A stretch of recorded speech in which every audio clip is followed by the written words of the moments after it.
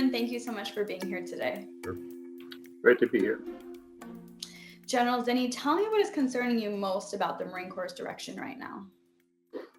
Well, there's several things. I mean, one is obviously the questioning by the leadership in the Marine Corps of our relevance, our ethos, our identity, kind of the sudden decisions made on divestitures and structure cuts, deeming the Marine Corps not trained, organized, equipped, or postured to meet the threat.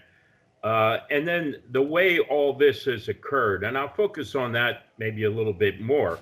Immediately upon taking office, General Berger right away challenged the very existence of the Marine Corps, its identity, felt it wasn't relevant, claimed to know things that nobody else did, and began making decisions immediately, divestitures of tanks, divestitures of our bridging capability, heavy engineers, divestitures in structure, cutting infantry battalions, cutting artillery units, seeking new missions, identifying the Marine Corps as a reconnaissance, counter-reconnaissance service, saying we should go back to our roots to being fleet Marine forces under the fleet.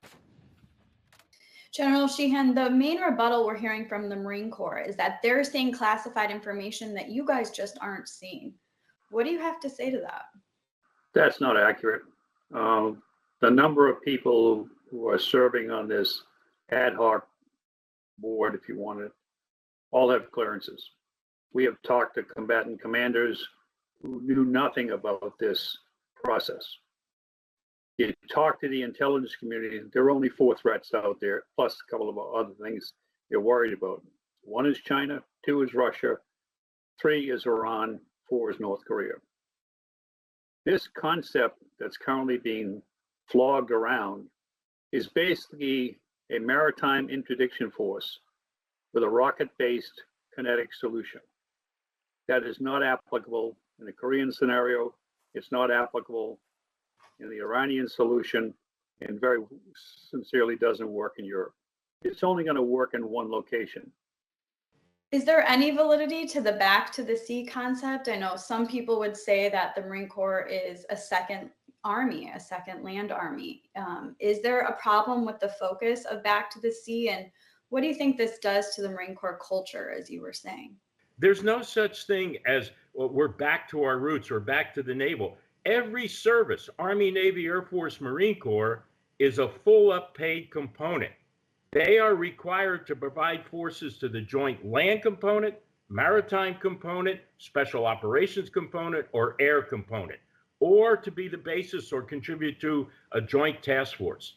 Unique to the Marine Corps is we have a special relationship with the Navy, but that is just one part of what we do. We're not returning to the 50s and 60s. We have taken on a more significant role in some of these war plans.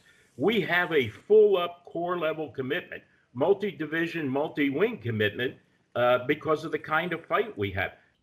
What solutions do you see moving forward, and what are you guys specifically calling on the Marine Corps to do right now? We don't think this current structure meets the combatant commander's requirements. So number one, there has to be an outside independent look at what this structure can do in the Iranian situation, North Korean situation, in Russia.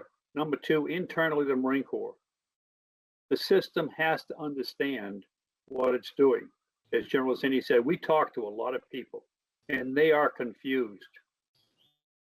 And the Marine Corps' tradition is if a corporal doesn't understand what you're trying to do, he doesn't understand what the mission intent is.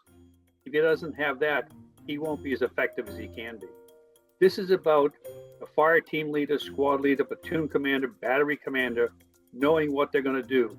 Because as General Zinni said, headquarters Marine Corps is not an operational command. They are an administrative command. The only thing the commandant really runs is drum and bugle corps and the band.